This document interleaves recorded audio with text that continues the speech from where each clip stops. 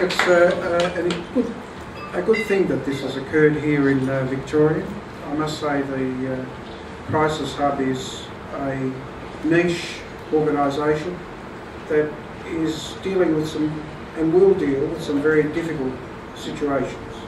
And when Denise came to see me in relation to the proposal to develop the Crisis Hub, it dawned on me how many times groups requested assistance from me to facilitate a whole range of issues and matters which dealt with our political world.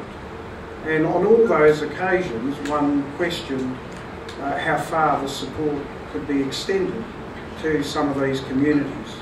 And for many agencies that I know of in Victoria, who are supported by governments in many ways, at the juncture of where community groups became articulate or adversarial towards government about matters that affected their homeland, there was also always that spectre of government interfering and asking community organisations not to assist as much as they should. And I have many examples to indicate to you, but I won't labour the point.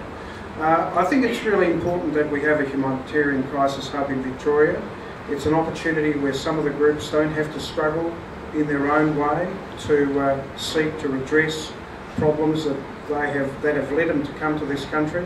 It's a good referral point for the future.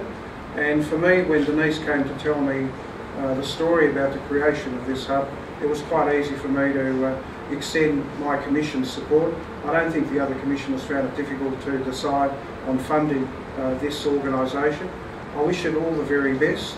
I hope that groups will get a lot of value from the training opportunities, but also the empowerment that they receive to actually navigate the political world here in Victoria and Australia.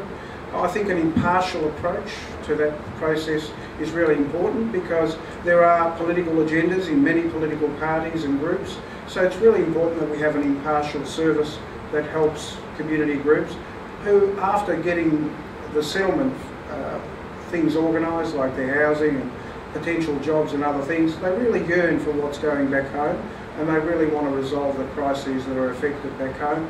And I know from all the groups that we fund, many of their activities, particularly our new refugee groups, relate to the problems back at home, and some of them really find the courage to go forward and really confront the oppression that's happening back home in a very public way. Some experience great problems here as well with security services and other people who are engaged in,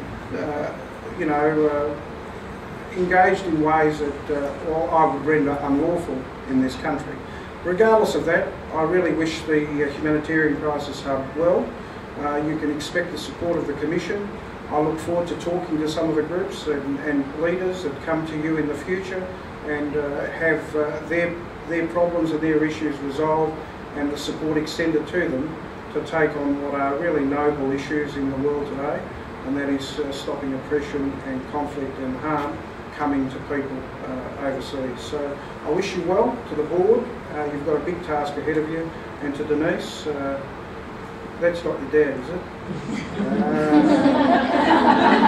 That's the connection. The gouge, you know, but I didn't ask you when you came to see me. But Morris is a great leader of the Maltese community, but he was also chairman of the Ethnic Communities Council of Victoria in times. He's just written a book on Maltese settlement experience and the Maltese Communities Council. I'm trying to get the Premier to launch it for you. But, it's a great thing that that family has contributed, so obviously that's where some of the punch is coming from. So look, to all the people involved in this organisation, and to the other groups that have sponsored, Oxfam and the Uniting Church. Uniting Church has always been the forefront of social justice issues around the world, so I wish you all well, and I hope to see you flourish and continue on in the future.